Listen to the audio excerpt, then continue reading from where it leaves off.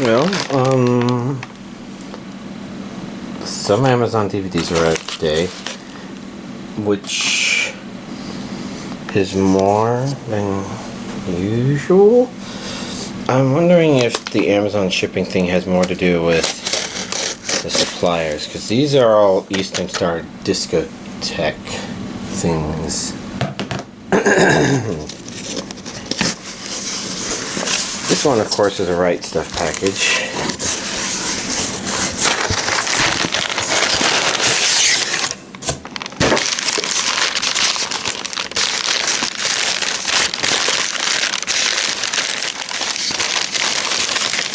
Contents are what I expected to be, along with putting that receipt aside, and oh, look at that.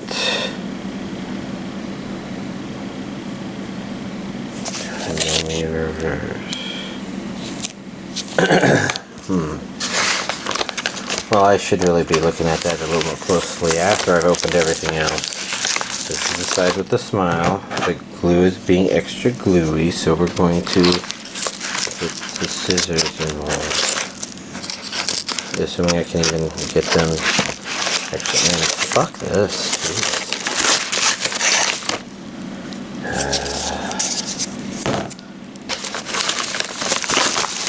What was this? Oh yeah, stuff that was, I think, supposed to come out last week. This is the smile.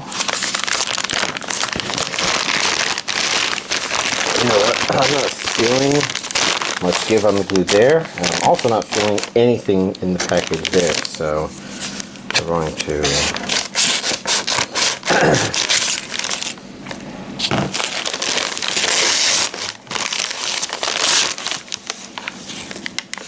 what the fuck? What the fuck? What the fuck is this fucking packaging? Oh my god, this is a fucking mess. I'm not going to throw this down on the ground, because it's already made it too big of a fucking mess. What is this bullshit? Oh my god.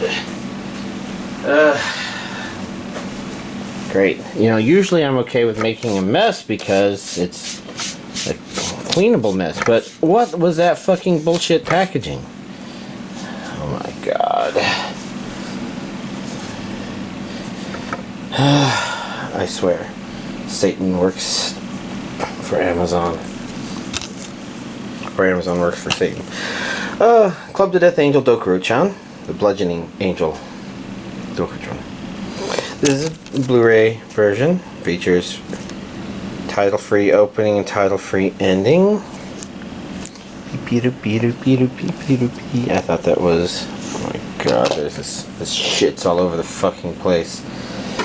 Oh my god. Anyways, kind of entertaining concept for a show. In my opinion, it's a good example. Oh, I guess I can do that. There we go. In my opinion, kind of a really good example of the problem with some of these kind of concepts of shows. In that, I think it kind of feels a little... Ooh, a different color.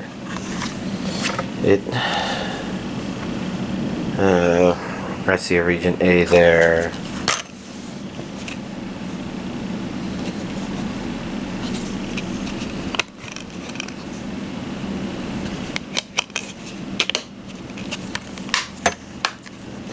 Anyways, it feels like it tires out kind of quickly. It's not the worst in that regard, but it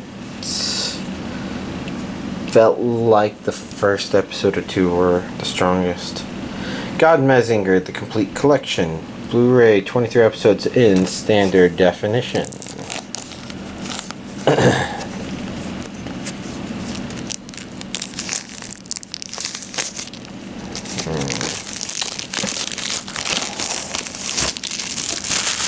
Let's see, before I toss that, make sure. Same on the inside. Region A. Japanese with English subtitles. Features title-free opening, title-free ending. Interesting. You're not calling them clean. Have they ever called them clean? I don't know. Galaxy Express 999, Eternal Fantasy. Okay, that's not some of that white shit from inside the packaging. I'm not exactly traumatized, but call me something. I see an English dub and Japanese with English subtitles.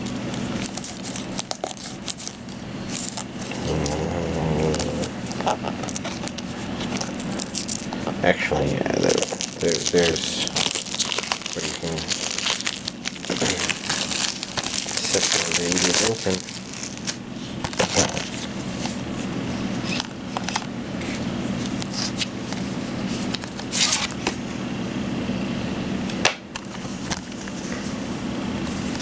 Stars.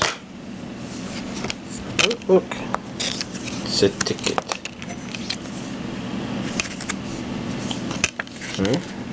Ooh, a reversible cover in case you like what looks like it was probably the traditional one on the DVD. Then again, who wants to go away from this one? This one is kind of neat. That's probably why they have it on both. Because the other one's great, but this one's greater. Oh my god, all this white shit. Lupin the Third, Part 2, Collection 4. I think I don't have this. I'm a little I don't know.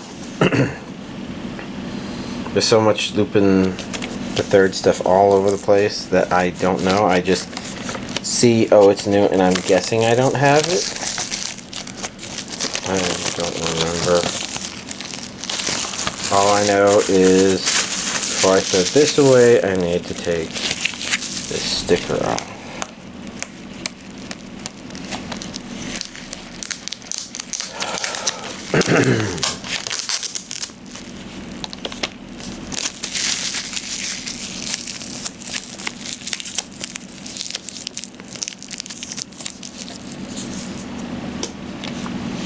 Okay, is there anything going on the back? I mean, this is DVD, so it's Japanese and English, so it's dub and sub. And oh, look, they're naked in the plane. They're naked in the plane. I was just thinking that looks almost like it's out of Nausicaa.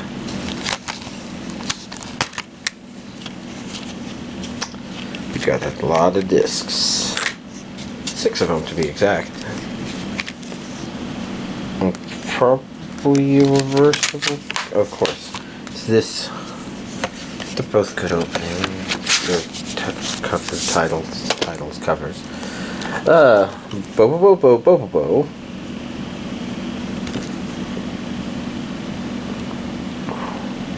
"76 episodes in standard definition." I was trying to think if I could remember much about it, but I remember the titular character because he's Bobobo-Bo Bo-Bobo, which I believe is the sound of hair growing. And Beauty, I think, is the name of her, which makes me wonder if I remember anybody else at all.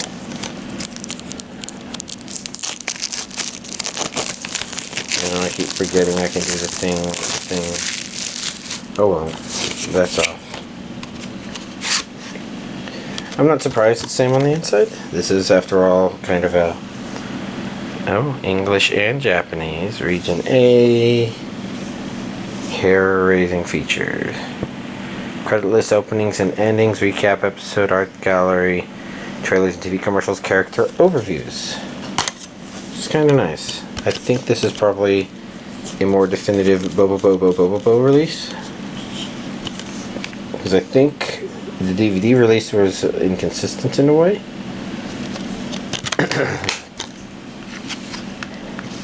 Alright, I'm just going to put that back down here. Clean up more of this white shit. I'm just going to put it on the table over here and clean that up later. Summer Days with Coo. I'm the director of Miss Hokusai and Colorful.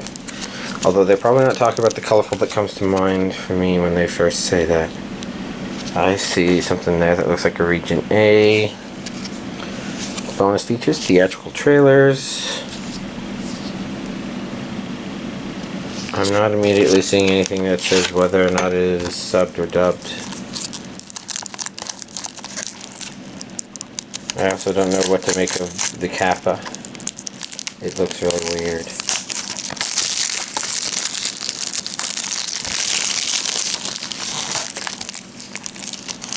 It'll probably be okay. I think me and it can get along because I don't like cucumbers. So it can eat all my cucumbers because I think they like cucumbers. But I just find them too cucumbersome. That's DVD. That looks more like E.T. than a kappa though. There's Blu-ray. That just looks like a normal cover. Look.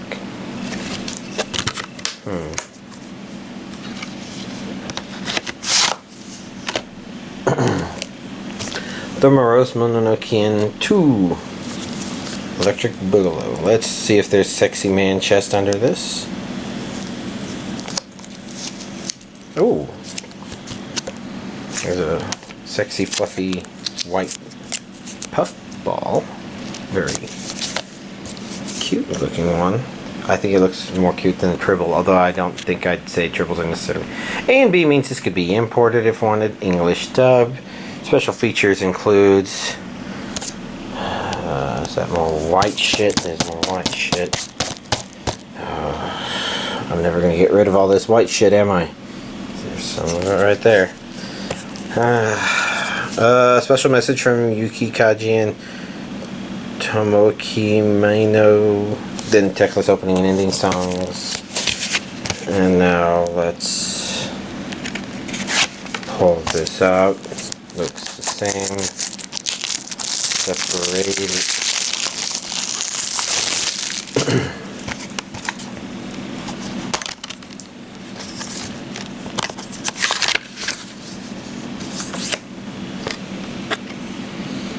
Episodes 13 messapodes.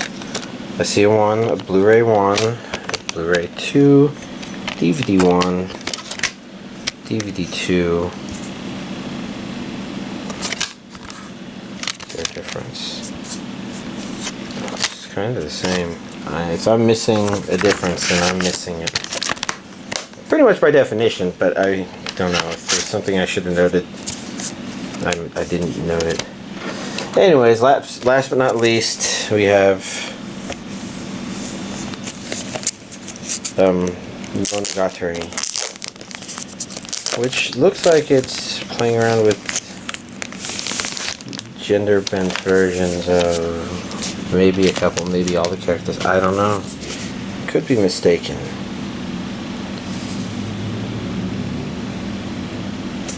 Because it's called Koyomi Reverse, and my guess says that the sexes are reversed, but it might just be the main character reversed. It's really hard to tell because you can't really tell if that's reversed or not. I guess before we look at those, there's always pulling this out to take a look at the full art. If I look more closely, I could probably figure out. Because I couldn't tell who that character is, and maybe that's because they're new. And again, maybe this character's new, or maybe they're not. Doesn't matter. When I watch it, I'll find out. We have that person, who looks like a girl. I mean, not, you know, spectacularly well endowed, but not endowed. Interesting. And then we've got this, which has the same artwork on it. Same artwork in it. Shrine. Well, here's this week's anime DVD collection update. So I watched a certain Magical Index 3 Part 1, the first disc. I thought I started watching it last time. I kind of mentioned some of the problems. It felt like it got a little bit better, but maybe only a little bit. Like, it feels like there's some jumbliness and not paying attention to the main character that was happening. And then Toma was there, but then it was just like he was presented out of nowhere, so it felt weird. But then I changed gears because I realized that next week is the release date of Isekai Quartet. And if you're not familiar with, first of all, isekai is a Japanese word, which, as far as I could tell, means something like other world or another world, or it sounds like it might translate literally to outer world, but the idea is isekai is those anime where you take characters and you put them in another world. Very commonly a fantasy world, but not always. Isekai Quartet is a comedy. Let's take characters from four, the quartet should give you a hint that it's from four pretty well-known, well-regarded isekai, and put them in a classroom for some reason. And they're all confused and interacting with each other and whatever else entails. All of those are kind of isekai that aren't about power fantasy, which a lot of isekai tend to fall under the category of. I guess the issue is if you watch it and you are watching the characters develop, or in the case of Overlord, you're kind of watching the world develop, I think.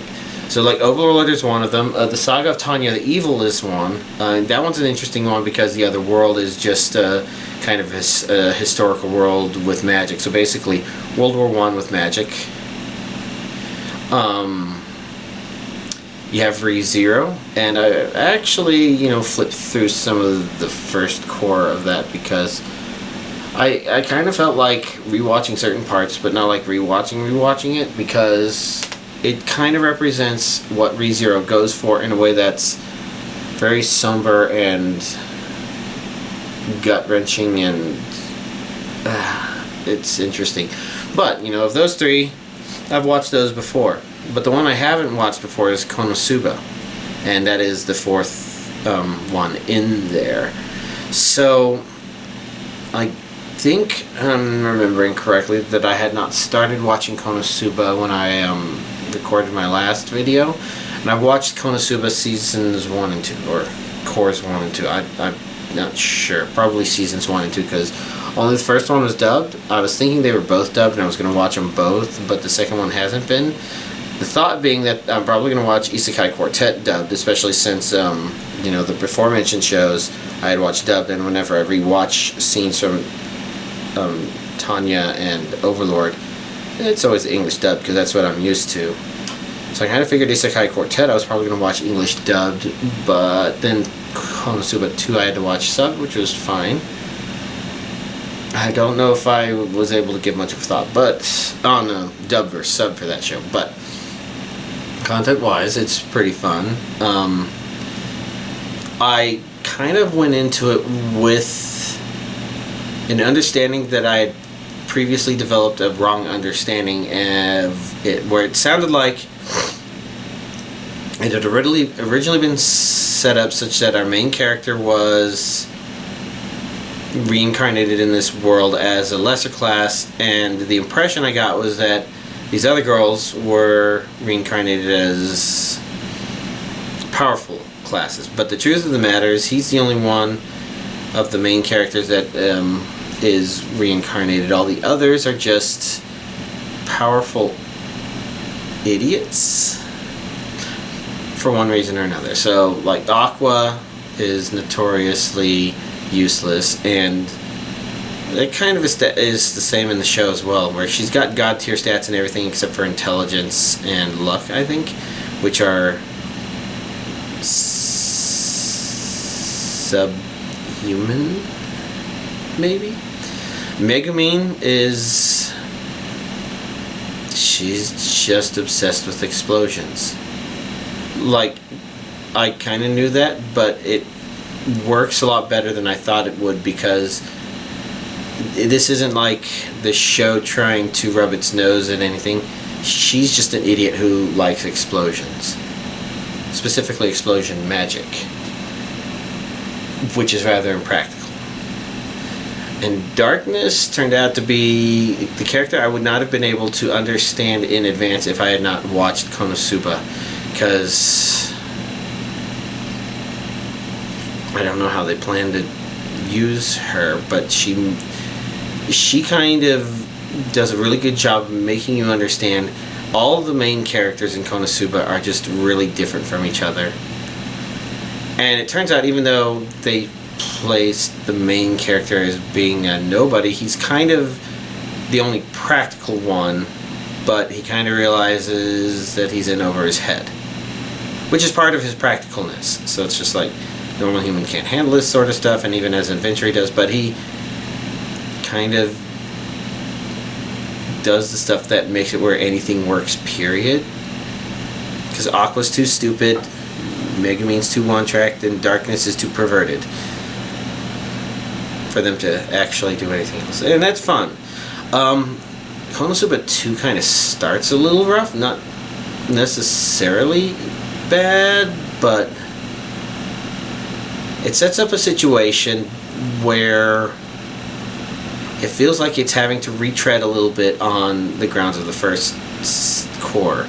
Part of that is because it's, you know, it sets up a trial thing, but outside of needing to try to do that, it actually does a really good job of, you know, having some funny stuff happen. Lots of unexpected character interaction moments, just, you know, fun. And I guess the Axos Church are completely bonkers and borderline intolerable. If it weren't for the fact that they are so absurdly funny in just how horrible they are. And then there's that, but that wasn't introduced in the anime, so yeah. Overall, I enjoyed it. I did not watch the Konosuba 2 OVA because of tired and stuff, but I don't know. I'll probably watch it and forget next week that I watch it, because I barely forgot that I hadn't even talked about Konosuba Season 1 this past week. And has this only been a week? And yeah, I'm just trying to make it through this week. Actually, I'm wondering if making it through this week is a way to put it, but you know, I just knew that there would be a couple of tough days, today being one as well, but obviously more Monogatari is priority watch with some interesting stuff from last week, and I'm going to start resuming Index Season 3. Assuming I don't sleep through the week. So I'm going to start processing this video. So y'all have a nice week.